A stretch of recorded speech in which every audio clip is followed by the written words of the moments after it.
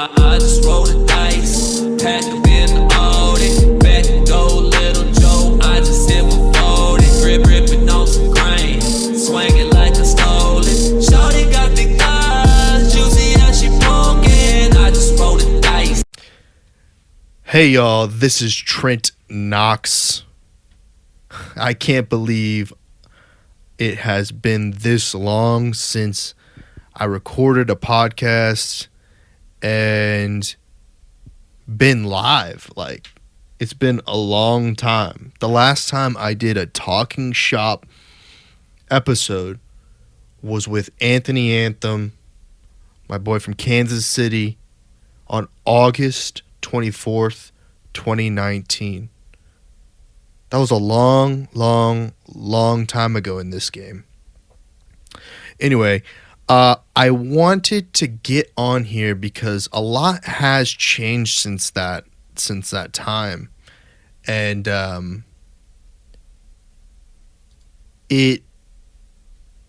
my life has really gone in a different direction than I had suspected that I would be going. Like, in March of this year, I was doing Instacart deliveries. I was doing Postmates.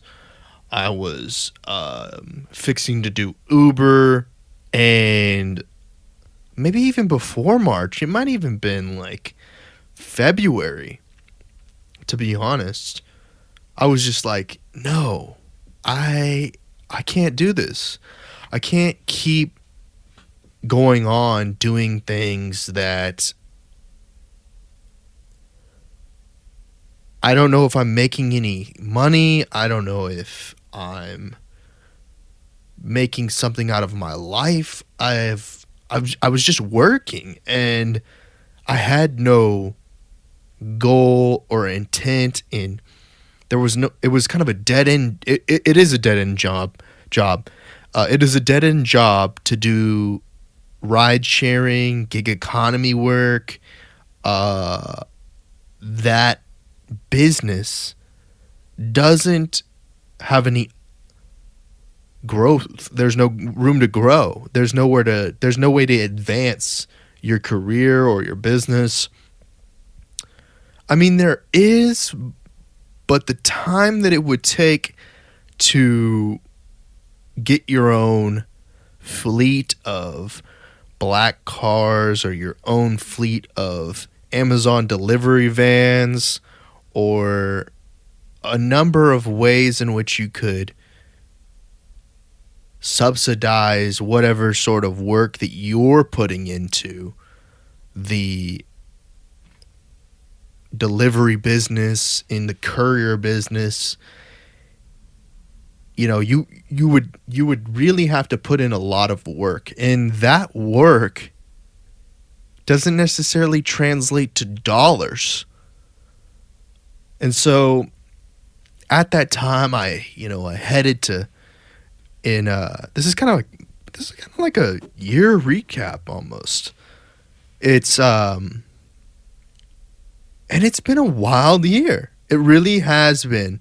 And in ways that I didn't suspect. I did not suspect to be coming off of, and many of you here might have been around for this. And if you check the podcast, there's some earlier podcast where I was staying in a creator house or apartment complex.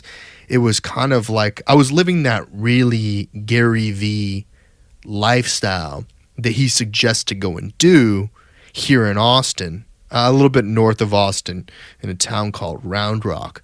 I was staying with what I consider to be friends. I think we had a bad parting out, but to be honest, there's a lot that happened that December, November time frame that my mindset, their mindset, their goals, what they wanted in life, meaning Jake, Tyler. Hey, what's up? What's up? Dope Designer hopped in here into the chat, and how you doing over on Twitch? It was wild. I was staying in this gamer, rapper, chef slash videographer, content creator house last year at the end of the year, December, with Tyler, Jake, his brother, CJ, and a couple other people, and it was crazy. Oh yeah, thank you for that. Dope. It's awesome. Soap, thank you for that. Yeah, man. If you want to drop some donations in, I do take donations. Ooh. Whoa, Dope Designer. Thank you for the follow over there on Twitch. Man, yeah, those alerts are loud. Holy crap.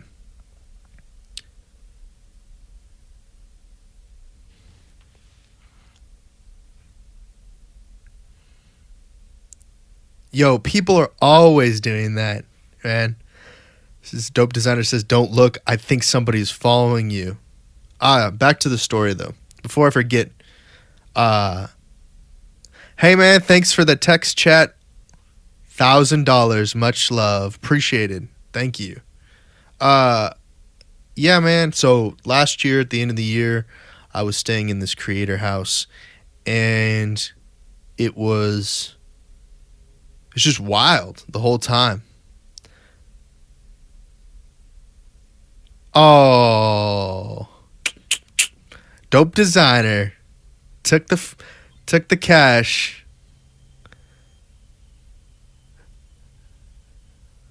Thanks, Soapman, for the follow. I gotta figure out how to lower that alert block sound. That is nuts.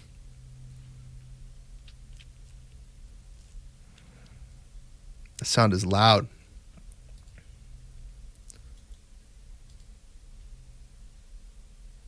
Let's see, boom. Let's set the alert box sound to -24. We can just turn this one off.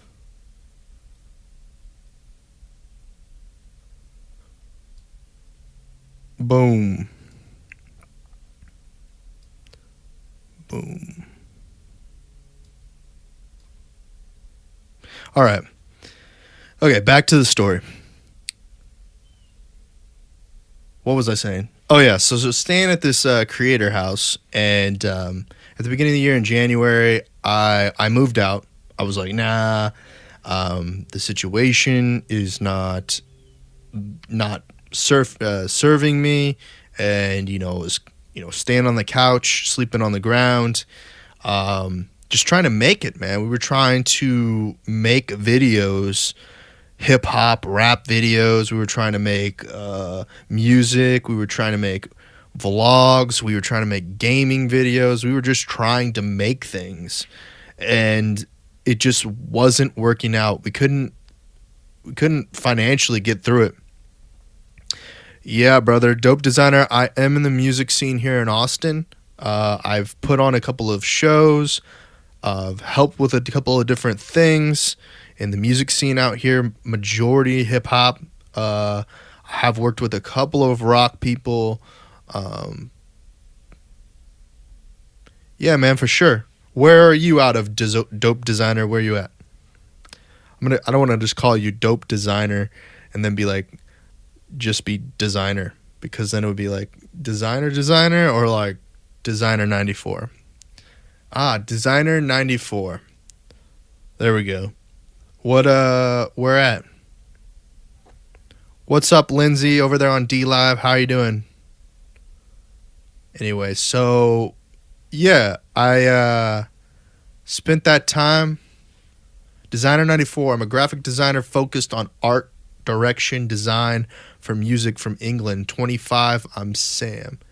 Yo, man.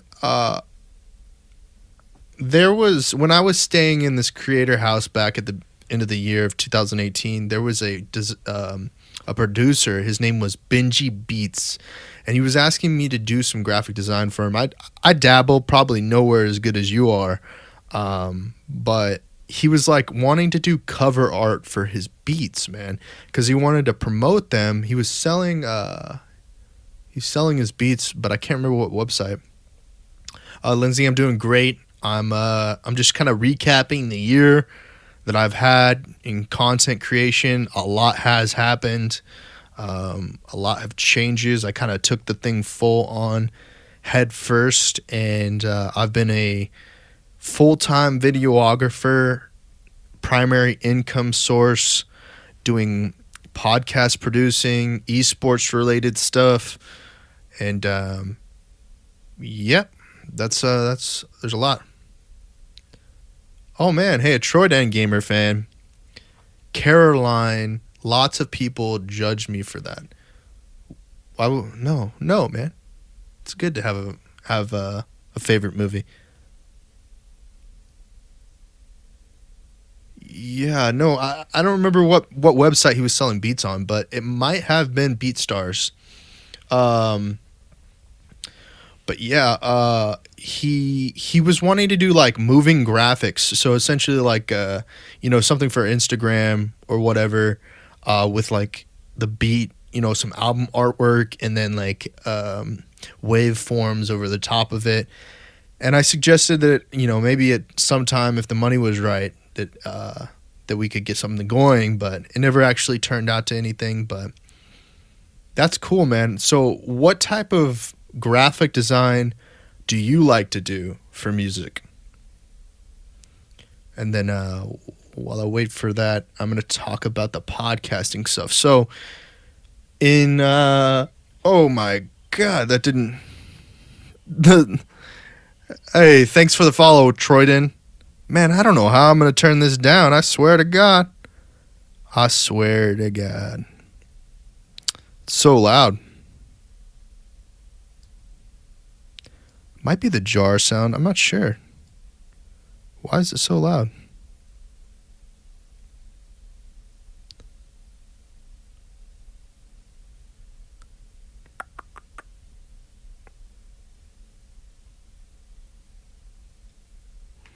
Okay, I'm just gonna turn this all the way down so I can still hear myself, but I'm not shocked every single time that comes through. For those of you listening to the podcast version of this and not watching the audio, or not watching the live stream, during the live stream, when people follow the live stream, there's an alert sound that keeps on going off into my headphones that is super loud, and it's just a little bit frightening. So Dope Designer just got back, Designer 94. I'm mostly doing cover artwork.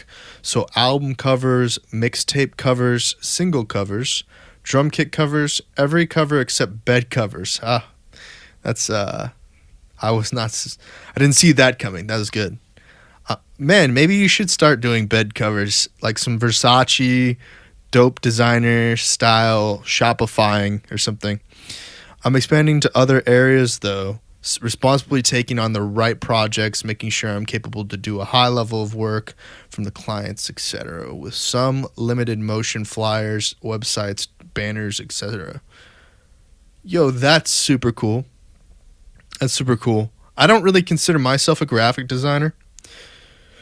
I do a little bit of, graphic designing for the podcast, like as far as like podcasts, art covers go. But hey, man, if you're interested in doing podcast covers, or something like that, I think my email is, if you don't mind, send me some information.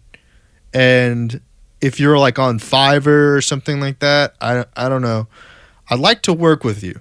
I'd like to, see if we can't break some bread and make some things happen. My email is trent@trentknox.com.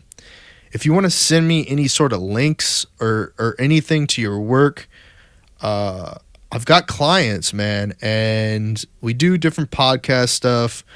So there's always podcast covers needed for that.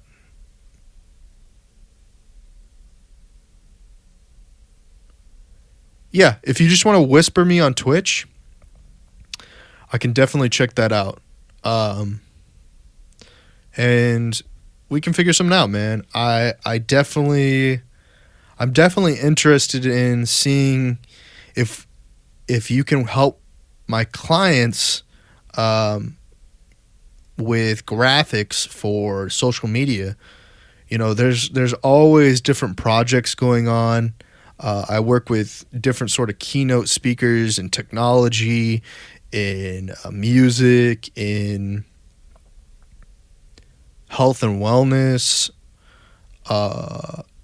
military. I have a lot of different clients, and these clients are always needing some form of graphic design. You know, whether it's like a Snapchat ad pixel generated stuff or things like that. And if you're good, for sure, man, we can make some things happen and pop off. But for those of you who are listening to the podcast, and I just kind of derailed there to talk to the chat, and I want to incorporate the chat into the podcast as much as possible, because I think that's a good way for people to join and be a part of the community overall. Because, you know, as I have been doing podcasts, sometimes when you have someone that you're interviewing or someone that is a guest on the show, there might be points in the podcast where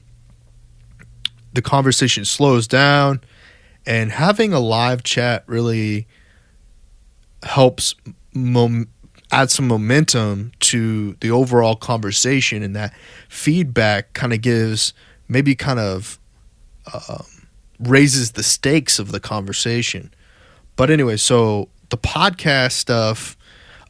For sure, brother, just sent you over a quick whisper. My specialization is in photo manipulation, but I'm handy at other stuff too, and always looking to challenge myself and get out my comfort zones. Yeah, man, absolutely. Like, still stuff and photo manipulation is something I'm interested in. Motion graphics, if you're able to do motion graphics, that is something I'm super interested in, especially for Instagram, because Instagram, we need those 10-second, 10-second to a minute to 30-second clips of the podcast, but turned into kind of like a virtual experience. Like that's a real good marketing tool that we might be able to work with you to create those pieces of content. Anyway, so at the end of May, at the end of May, my brother and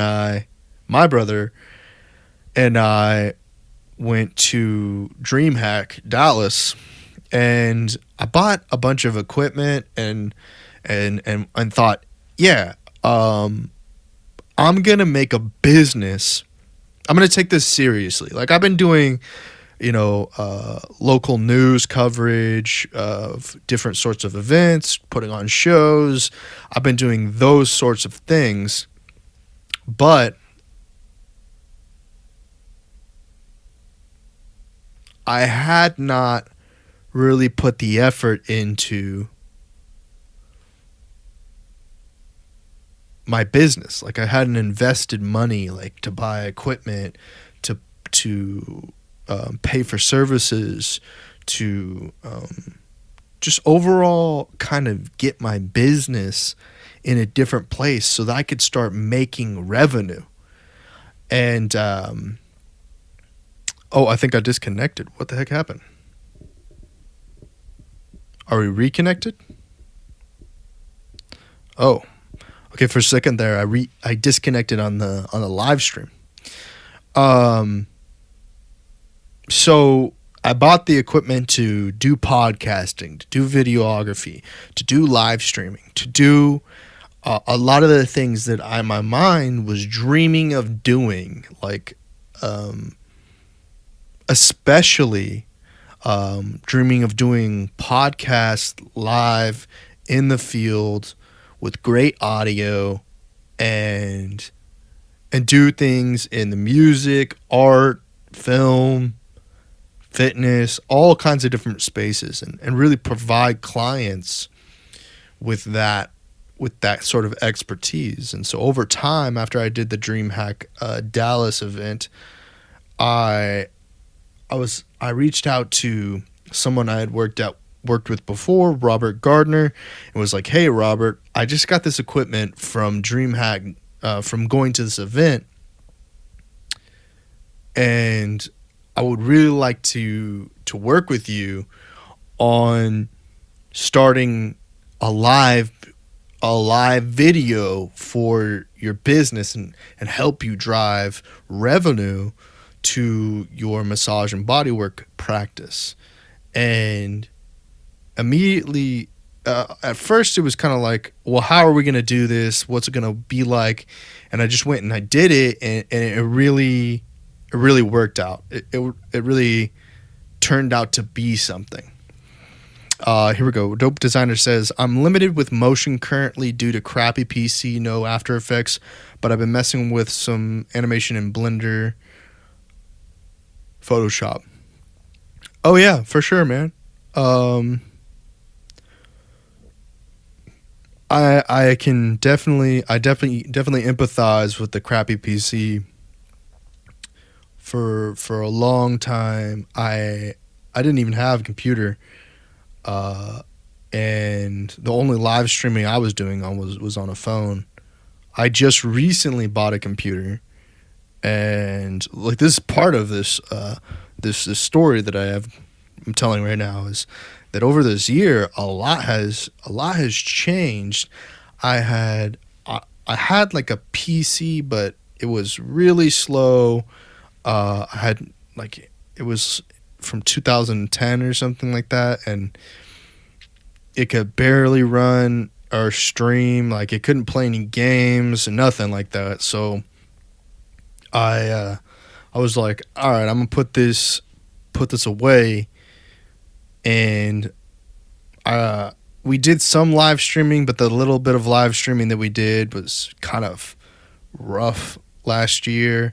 And I don't know, never really got what I wanted out of it. So this year I saved up the money and I purchased an iBuyPower PC, and I actually bought an upgraded graphics card, a 1060 for my other PC, and I put it into this iBuyPower because and I did that like a couple days ago because I have dual monitors, and that the 1660 graphics card that came with the iBuyPower isn't capable of pushing my 4K monitors in the same way that the overclocked graphics card, the 1060, is able to. So yeah, man. Yeah, everyone who's listening to the audio version of this podcast, it was really just a lot of, what did I want to do? What did I want to accomplish? You know, I was getting money, but that money that I was getting from doing the gig economy work went immediately out of my pocket.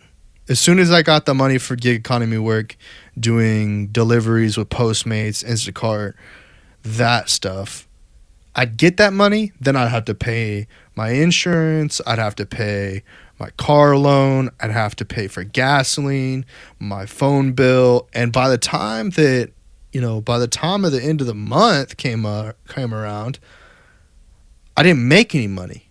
I was out of money. I was like $200 was in my pocket, but then last year, I was drinking a whole lot of alcohol, smoking cigarettes. I was doing a little bit of drugs, not a lot of drugs, like just a little bit. And then I was like, can't do that anymore because I'm spending all my money.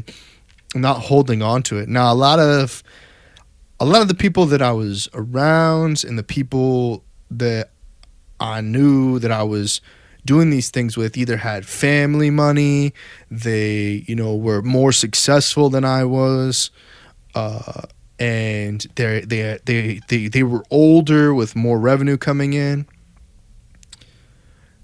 There we go. Here we go. Somebody's got something to say here. The SWM team. If nobody has told you today that you matter and are loved, allow me to say that you're great. No matter what life is discouraging you with, you're valued and are important. If you are going through anything, no need to fear of reaching out. Hey, thanks for that empathy. And I believe a lot of people need to hear that, man. And that's a good thing. I'm doing pretty good. I don't want to say that I'm doing pretty great. I'm doing maybe great, pretty good. There are a lot of things that I would like to still improve. But today, if we're talking about today, it's doing good. The SWM team generally cares for me. That's awesome. That's good positivity, man. Positivity is a good note. Empathy is incredibly important. I hope people are super optimistic about their life as well, and that they look forward to, greater improving their lives and a greater future for themselves. Okay, so I need to go back and read this real quick. Designer94 said, my benefit is I'm not a big PC gamer, so when I upgrade my spec, it's going to be recent i7, 16 gigabyte, ideally 32, but not needed yet, and an SSD for OS programs generally. I think I'll be getting more into Adobe's cloud saving for storage of files. It's really seamless.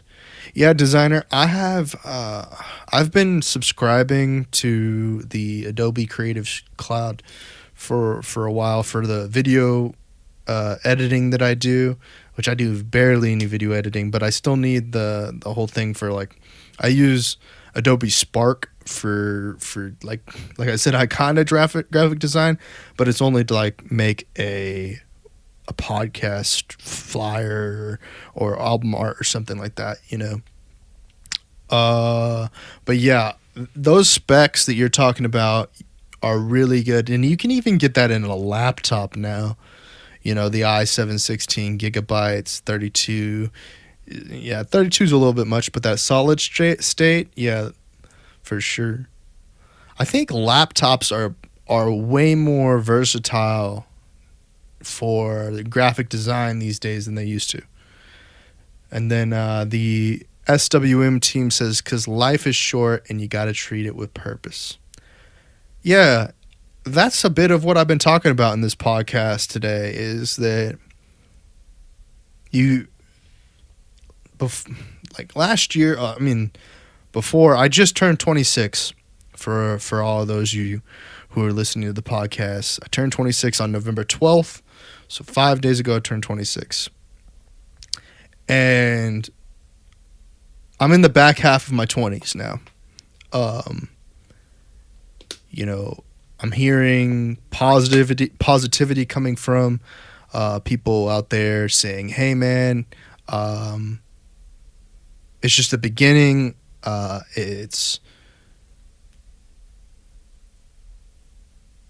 You were born on October 13th. Awesome, man. A lot of people saying positively, your life's not over when you're 30. There's stuff that you still have to do in life. Thank you for the follow, SWM team. I appreciate you. Thank you very much. And, I follow, hey, Sticky Man, how are you doing? I follow, the mantras of, the people like Tony Robbins, people like Gary Vee, people like Ty Lopez, people like I just pretty much follow anyone who's being positive and making the world great. Said a laugh out loud, the I voted sticker. Oh yeah, man. It doesn't really stick to my microphone that well, but yeah, I voted on whatever day that was, November 4th or something like that. I don't really remember what day it was. Had have been couldn't have been the 4th. Must have been like the 7th or something like that. But I don't think I said thank you to Troy Den Games for the follow. But thank you.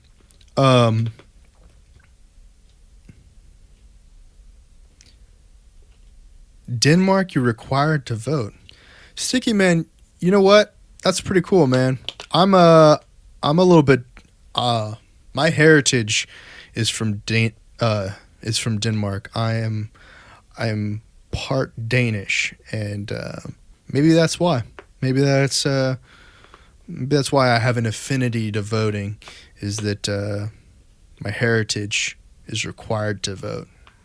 That might be why.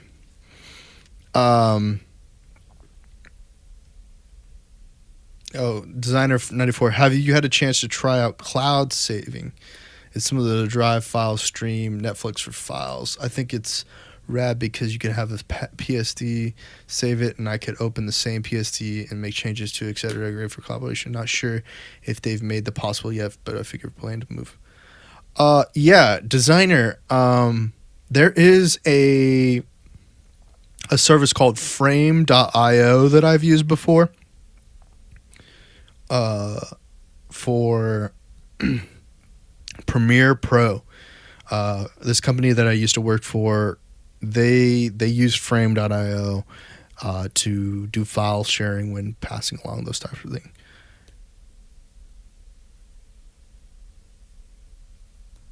If you were a voter, you were looked super down on, and it gets written on.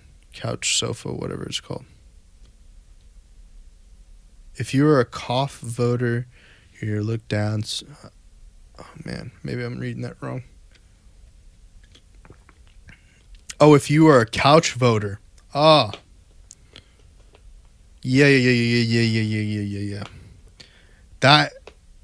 That is interesting. Sticky man, that is an interesting. For those of you who are again listening to the podcast audio on Anchor, I'm talking to Stiggy Man in the chat, and he's saying that in Denmark people are required to vote, and that if you are a couch voter or someone who's kind of like,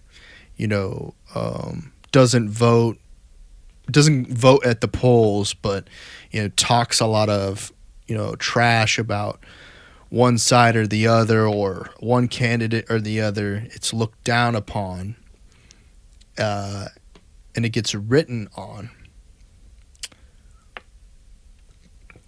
So man, that's pretty cool. But where was I at again? What was I talking about? So much that's happened that I'm kind of in the July-ish time frame for this year and recapping. And I think I did I think I did a podcast. I did a podcast with Brian. And then I started doing these. I did a podcast with Brian. That's right. I was at his place. And it was the podcast from Brian's studio in Austin. Brian Kern, one of my good friends, my adult good friends that in my adulthood, I met this guy, at his work, and he was helping me out with some of the things that he's at T-Mobile, and he was helping me out at T-Mobile. And I've met a lot of different people at T-Mobile, but a lot of different associates and whatnot while, being a customer or client at T-Mobile or whatever you want to call it. And Brian was really one of those people that, was interested in what I do, and also like we kind of clicked because he was thinking he had done some podcasting type stuff. He doesn't claim it's podcasting, but before he was doing this thing called I Hate the Scene while he was living in California. Then he moved to Texas later on, and he was thinking about starting a podcast at the time. And I was doing live streaming, but I wasn't doing podcasting, so he kind of got me into the podcasting space. And he and I started working on Austin Live and Local. You see me wearing the sweatshirt right now. We did this Austin Live and Local thing where we would go to events, and we would do videography at the events and report on them and put them out there for locals and people who are traveling to see what the Austin art, music, brands, the whole scene was about, the culture of Austin. That's what Austin Live and Local was about. It was basically documenting the culture of Austin, Texas. And while we did that, we had a great time. We went to what was it called? The Human Influence event. We did videography. We did a live stream for them. That turned into going and doing our own show.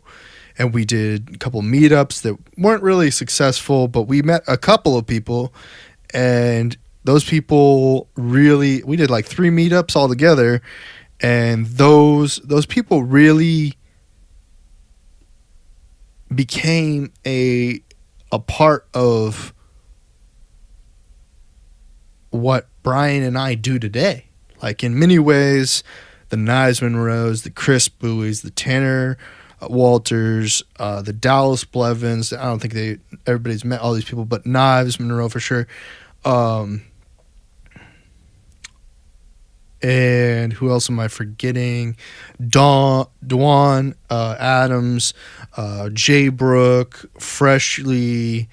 Who else am I forgetting? Johnny Mac. I don't want to forget anybody else, but there's a lot of people who got into or helped out. Tyler for sure, Carter, Ty C, the Arash, the Spinners, the Places, the Nick Williams, the Thomas Chapmans, the Be the Ones, all those people who kind of got involved in the Austin Live and Local thing that I was doing between 2017, 18, some bit this year, but not really. The Austin Live and Local establishment between 2000 and 2018, where we were doing shows, we were doing podcasts, we were doing all this, and Brian being my business partner at the time, which I still consider him like my business partner in certain ways. We chop things up. We don't really work together like that anymore, but we're definitely doing business in certain ways. He was doing he had started out trying to do this Common Chaos project, which he still does. And for those of you listening to the audio podcast, watching on the live stream or watching the video on demand, I highly recommend going and checking out my homie Brian Kern's show, The Common Chaos, or going to commonchaos.net and checking out his project. But anyway, that was kind of just a long way of explaining who Brian is and why in July, when we did that podcast, it was important because there was a lot of history to what he and I had been doing. So he invited me to his studio to record a show for my podcast, Talking Shop, which Talking Shop is essentially a podcast or a portion of my podcast, The Trent Knox Show, a segment, if you will, of people who are making podcasts, people who are creating video, people who are doing live streams, talking about their journey in the business or the industry. And it doesn't always come, it doesn't always display itself or show itself in like the business, the money, who's making money doing this, who's not making money, how are they making money, any of that thing like that. Sometimes it comes up, but majority of it's just like, what's the value you're getting out of it? Maybe the intrinsic value, like, are you happy? Or is it making you feel good? Is what you're doing, is the message that you're putting out there, the message that you want people to understand? Sort of like if you really love foreign cars, are you talking about foreign cars? If you really love traveling or whatever it may be in that podcast, it essentially is the folks doing and then just telling the audience or the people on the listening to the podcast the experience they get from doing that thing or the value they get from doing that thing. And Brian's specifically, his show is a lot to do with like politics in certain ways, social issues. I mean, I don't know how much more I could sell this. I mean, you have to just go and hear it and see if it's any value to you. But he's got a lot going on, man. And you know, he's in his early 30s. You know, he's a little bit older than me, so he's experienced a little bit more in life than I have, and he's definitely in a different stage. And yeah, I suggest that you go out there and listen to his podcast. But anyway, we did a podcast, and that podcast was discovered by a gentleman, Steve Joyner, who's a publicist, a promoter, a person in the industry, in the entertainment industry, that really cares about the people that he works with and tries to provide them with value and help them grow their podcast, their acting career, their business, their whatever it is that they do. He's kind of like a liaison, or, you know, not a manager really, because he's not, you know, going around and making sure people got their taxes paid or making sure that they're getting them the money that they're supposed to be making, or negotiating deals or anything like that. He's more of just like an agent kind of, but like not an agent in the sense of like the same thing that a manager would be, or working for an agency, but he just kind of like a broker of sorts, or like kind of connects people. He's a networking type of guy, and he saw the podcast with Brian and I, where I set up, you know, my full on podcast solution situation, where, you know, when I'm not in this room, whatever you want to call this room, when I'm not in this room and I'm out in the field and I'm doing things, I set up a movie camera. We run more mics to the camera, and we record, and we do a podcast, and a big podcast at that.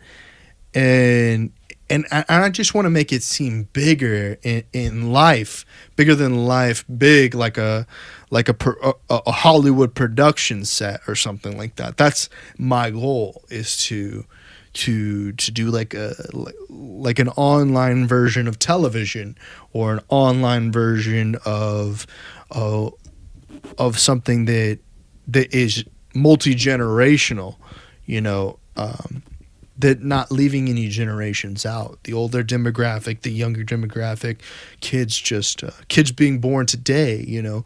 I'm kind of future-proofing my value, the service that I provide to people. And so after he had seen that podcast with Brian and I and saw the value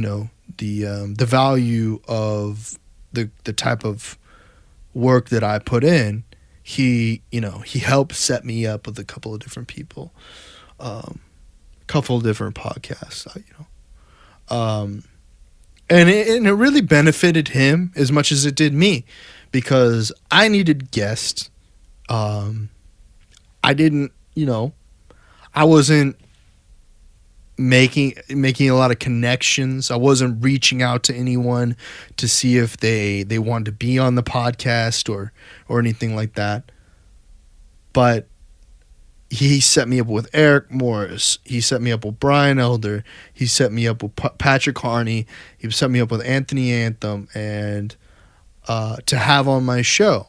And we did this pretty awesome shows, a couple different awesome shows, where I got to promote them and they got to help me kind of craft my skill set. So I really enjoyed that, and I did a couple other offshoot podcasts. Podcasts with Niles Monroe. Niles Monroe is a filmmaker here in Austin that I highly respect. I look up to in many ways. He said the same to me. He highly respects what I do. We play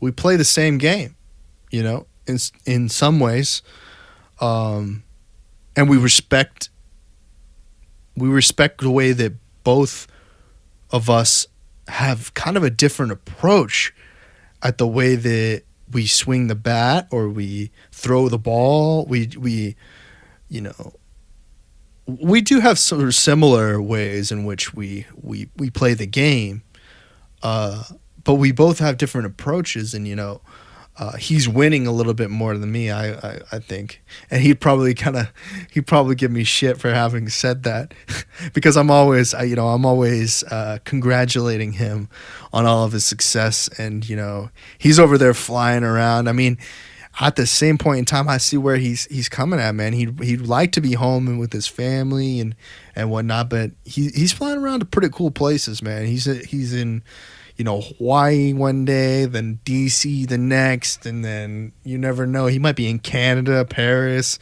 He's over there really, making it for himself. He's really doing it. And he doesn't really have to answer to no one. He's got a job, sure, but that job, he enjoys it, right? He thinks that I think, and I'm sure he believes this as well, is that there's value in the thing that he's doing, that it'll help someone. He's working for Hiring the Heroes, and that ultimately his work, the thing that he's documenting, will ultimately help soldiers, military families, people in the armed forces. It'll help them, find security in their lives through income, through finance, or whatever. I did another interview with an esports gentleman, James O'Hagan, and that was in the August time frame. Man, I kind of kicked it in the butt in August, but then September came around, man, and I don't know. September really was like, man, none of this is working. Like, not in the way that I suspected I wanted it to work. And I was just frustrated because I didn't have the tools that I didn't have the tools to do what I wanted. My mindset in certain ways. I didn't mean to look like that, but my mindset was always kind of not where I wanted it to be. My mindset wasn't where things made sense all the time, and it's still not there, right? My mindset is still kind of not exactly where I want it to be. I listen to a lot of positive thinking, YouTube videos. I try to filter my Facebook feed so that I'm getting positivity coming in. and that it's not just a bunch of negative stories about how I'm not living up to the person that I should be, or that I'm not the man that everyone else is, or that at 26 I'm not married with children in a giant mansion driving 6 different Mercedes or whatever sort of luxury, wealthy lifestyle that the people have or may not have. The fact that I try to get like good advice, from where I am, and sometimes I actually do fall into those traps of like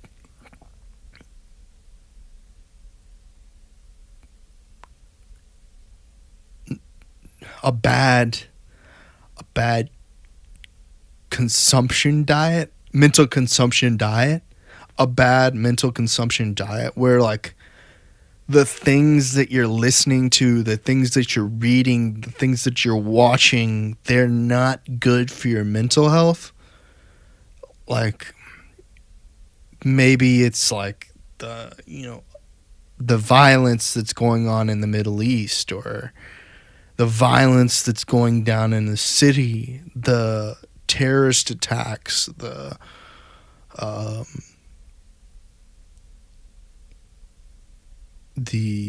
domestic terrorism that's going on with the school shootings and the constant chaos of people's ideologies being pushed against each other, and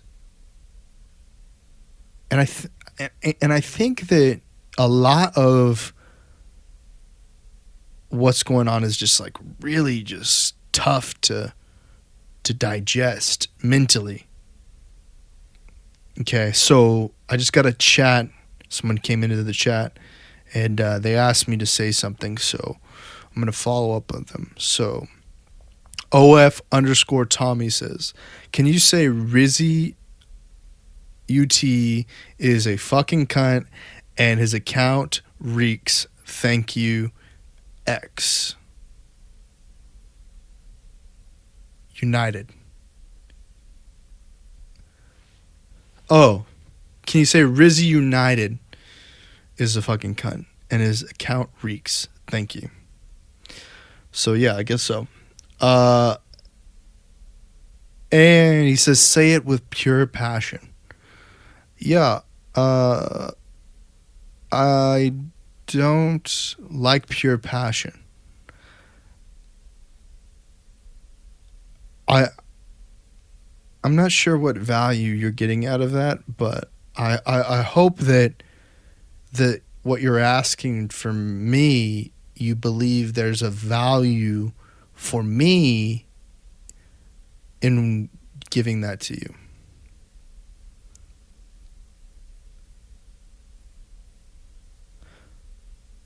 I'm not sure what's going on with that.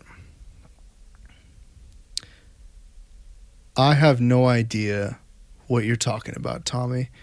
And I just, if I knew more about Rizzy United and how he stole something from me, then I might have the same perception.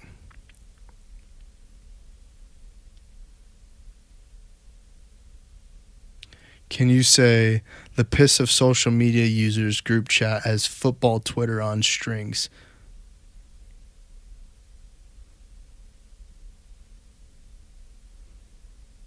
Interesting. I see it, man. I see it. Tommy's asking me to follow him on Twitter. So, well, this is very much like Bill Burr-esque in the way. Can you say we have Joe on strings? We have Joe on strings. That seems like fun to say. We have Joe on strings.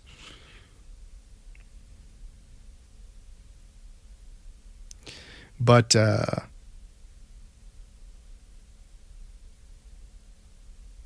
have no idea what you're saying, Tommy. Tommy, that's seems like a strange thing. Anyway, so yeah, politics and things like that, in the consumption of just like fake news, real news, all kinds of tough subjects, but having, this mental diet thing that people have been talking about recently is something that I think that I struggle with. I think that when I go and look at YouTube trending or whatnot, I'm like, God, why is this? Why is like the worst of the worst always at the top? It's like the content that you consume in 2 to 3 seconds is always the content that's just out there. And it's just like tough, man. It's tough to have a healthy consumption of content when the platforms are constantly trying to figure out how to position the things that they publish in the forefront, which it doesn't necessarily vibe with what you value in life. Or at least one, meaning you, meaning us, meaning me, meaning everyone, values in life. And I don't know. So, actually, I kind of do know that I just want to be more conscientious or have more control over the content that I'm consuming. So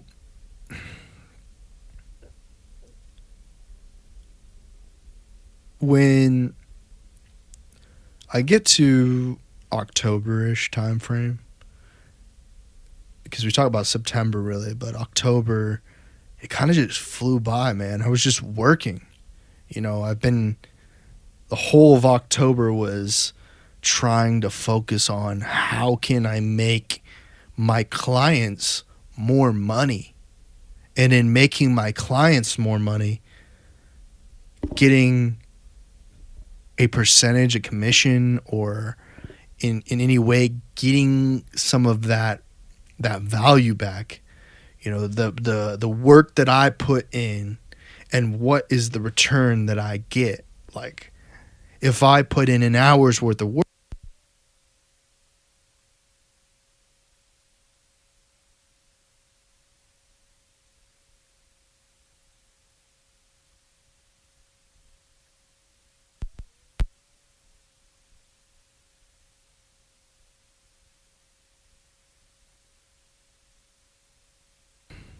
my microphone's battery just died, so I had to replace the battery in it.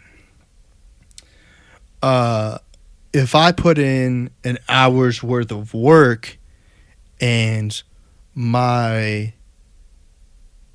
rate is $100 an hour for the clients that I'm working with currently, well, then what do I do when I'm not making $100 an hour? Like right now, I just did a podcast. Yeah, it's for me, but at the same time, could I have been adding that value more to my clients? But I kind of see this as value to my clients because I kind of get to talk out some of the struggles that have been going on. And I apologize to the viewers and the listeners for the battery on my microphone dying there for a second, but it comes with the type of microphone that I'm using.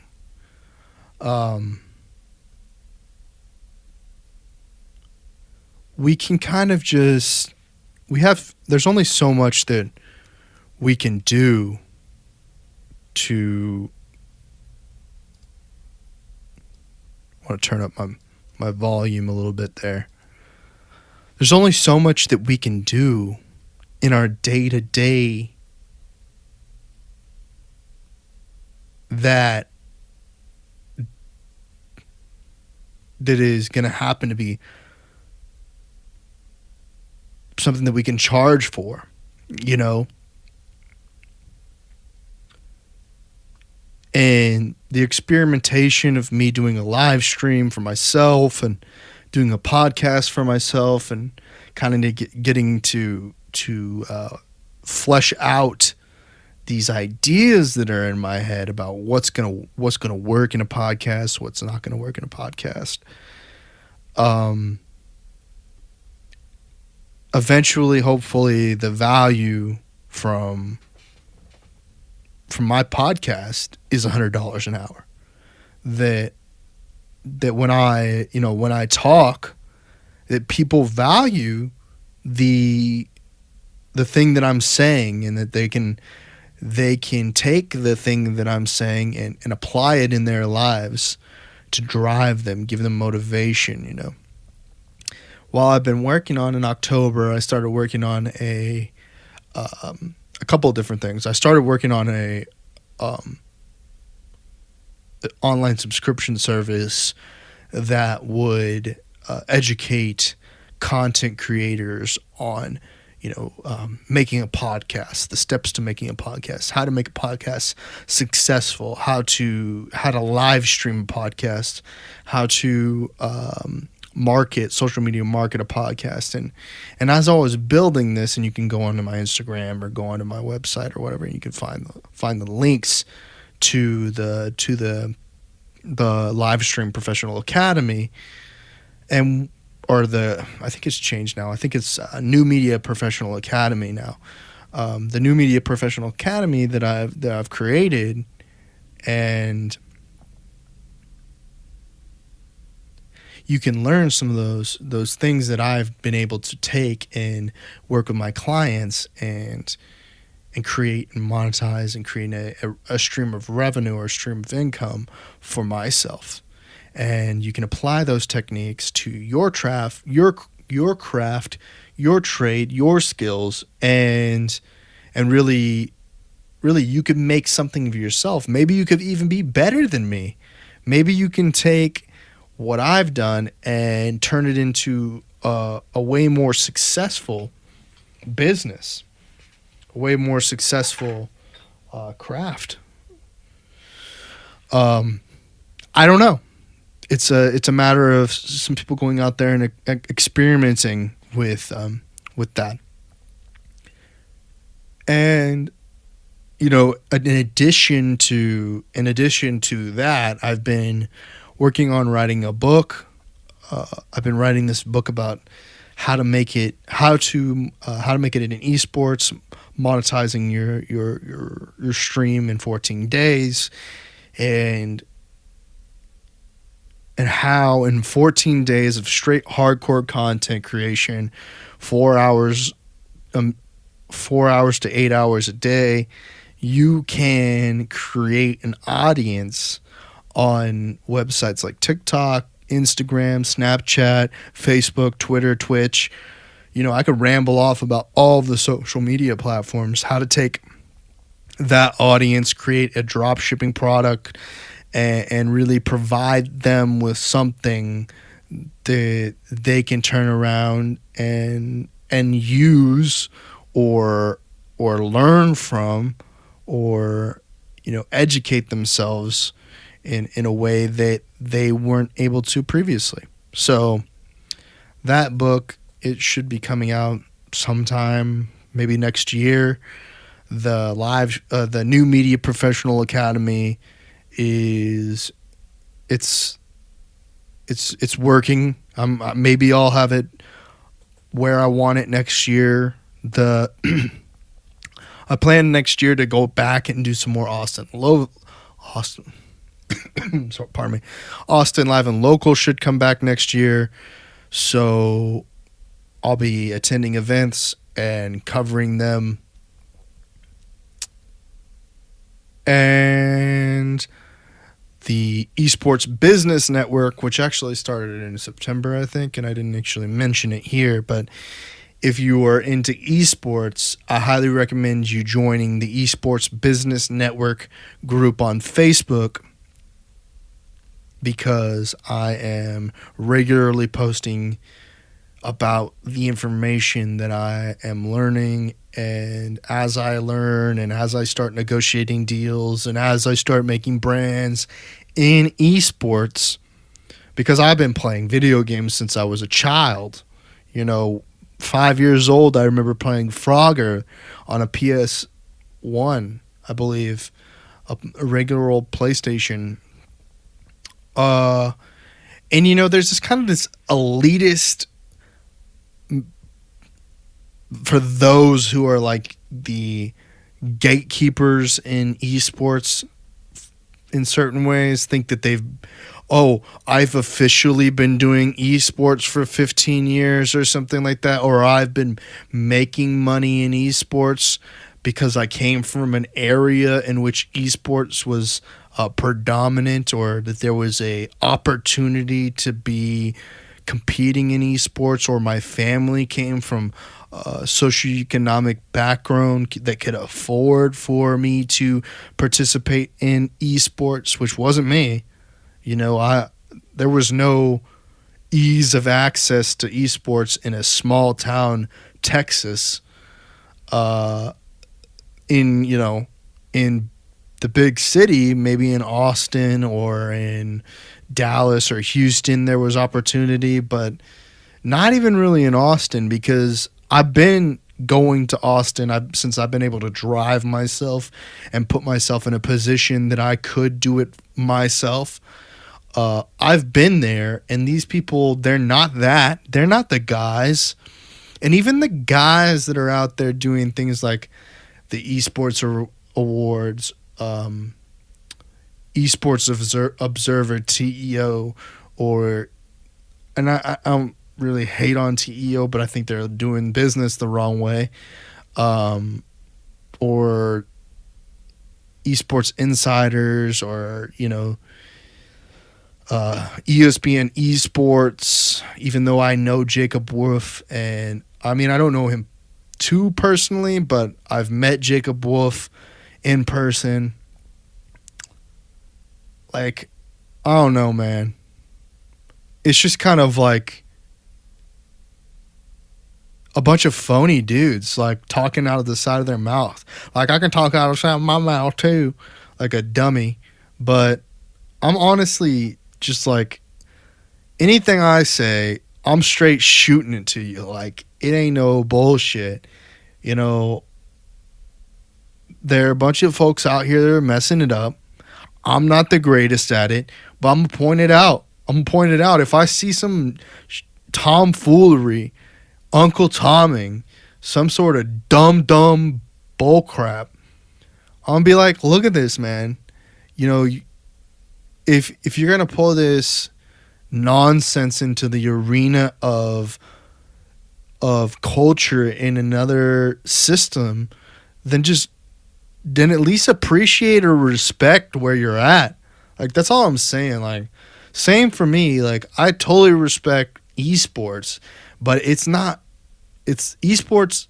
People who are successful in esports are successful online, and yeah, there are certain things that I have to be, conscientious of what I'm saying online, because, I don't want to, make it so that certain individuals can't feed their families.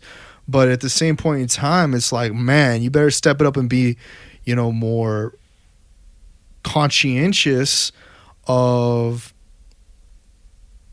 the way that you're impressing upon the youth, or the way that you're suppressing other people's voices. Like, half of these people who are in esports that think they're thought leaders, or that they're, important or some shit, don't even have a podcast. So how are they supposed to even, go out there and say they know anything when the only thing that they're doing is repeating what other people have said. They don't even have their own opinion. They're just like, they just listen to other people and think what they think. You know, you should be analyzing what other people think, but then making your own perspective on it, you know, and building your own business.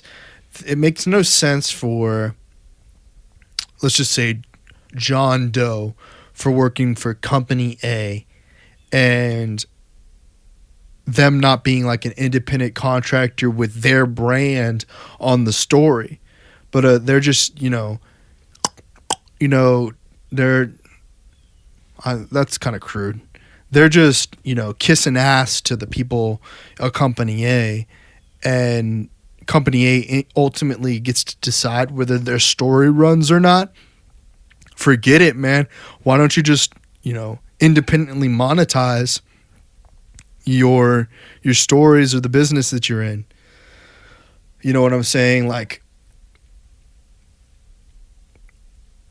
I think it's just like the esports industry is such a kind of like it's a boys club. There are a couple of girls in it that are just not like, it's not treated like it's worldwide wrestling. It's not treated like it's, the UFC. It's not treated like it's NASCAR. It's not treated like this. So we kind of get these weirdos that are allowed to kind of like navigate in this space, but there's nothing wrong with the weirdos. Like, more power to weirdos and people who have strange outlooks on life. That being said, where is the show for the people who are not weirdos, don't have strange outlooks on life? Like, where's the regular people show? And not treating certain people with more or less respect than the people that are regular people.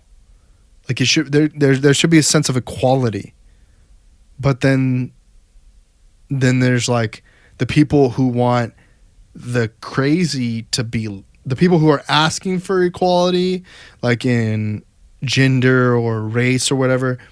They're causing a disruption where more of them collect than the diverse group or whatever. But it should just be a bunch of people who don't have, like, who aren't constantly calling people out for being this or being that or having these huge political agendas, when it could just be like a bunch of people who are friends just kicking it, saying, smoking a Dutch or, drinking a whiskey or doing something like regular, treating people with respect and not bugging out. All these people are always bugging out.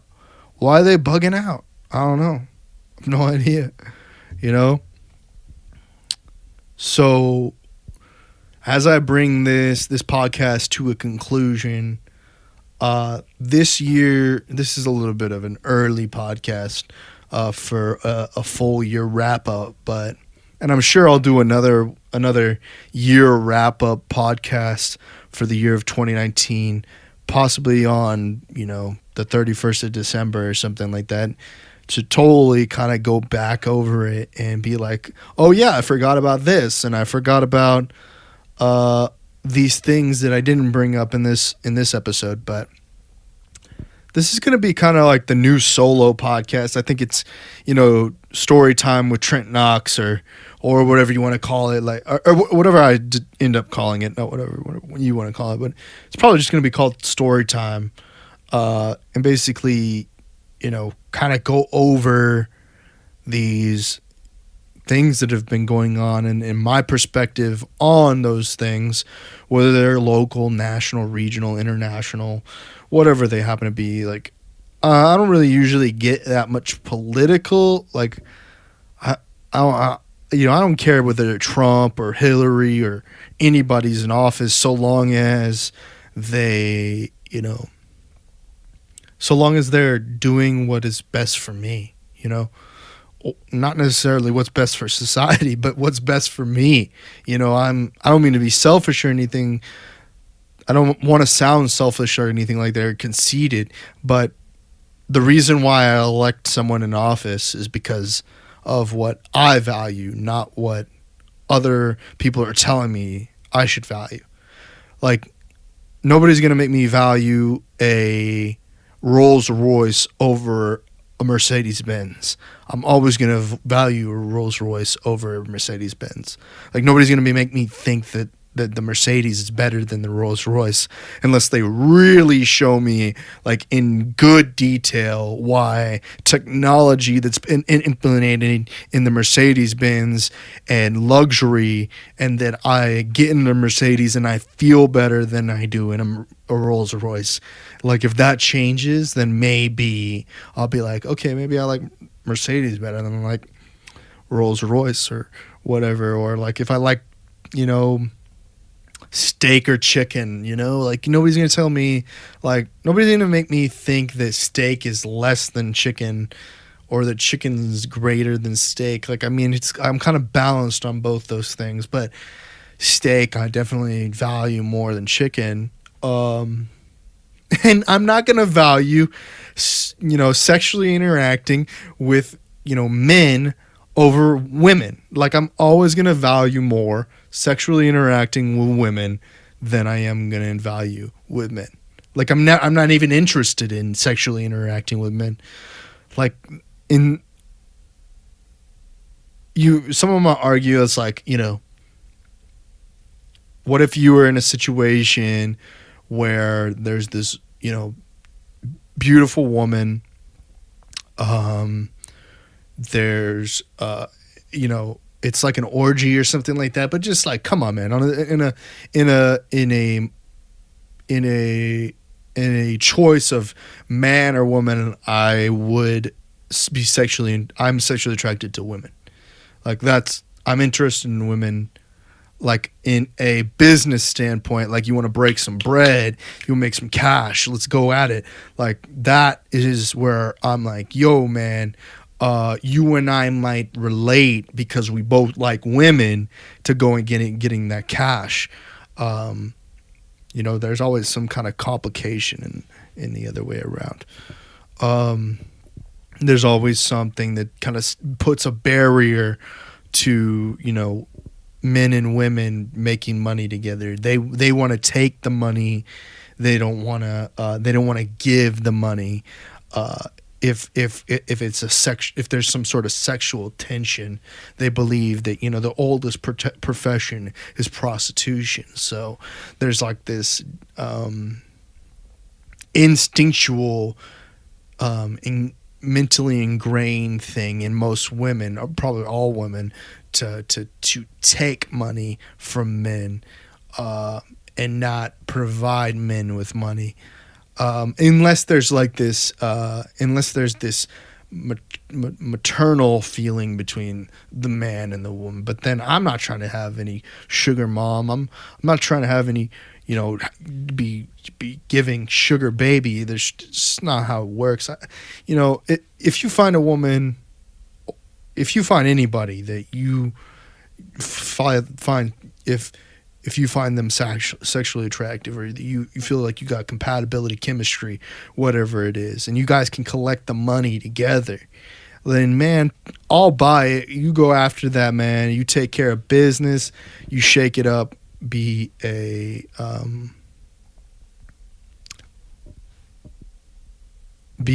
successful, transcending person. Anyway, just to close this out, follow me on social media, Trent Knox, pretty much across the board.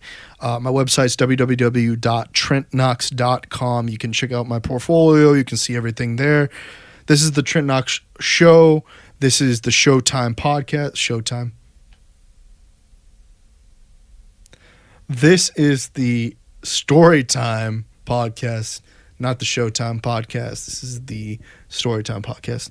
And Appreciate you guys for listening, and for those of you tuned in on the live stream, and for those of you watching the VOD, and for those of you on the podcast networks.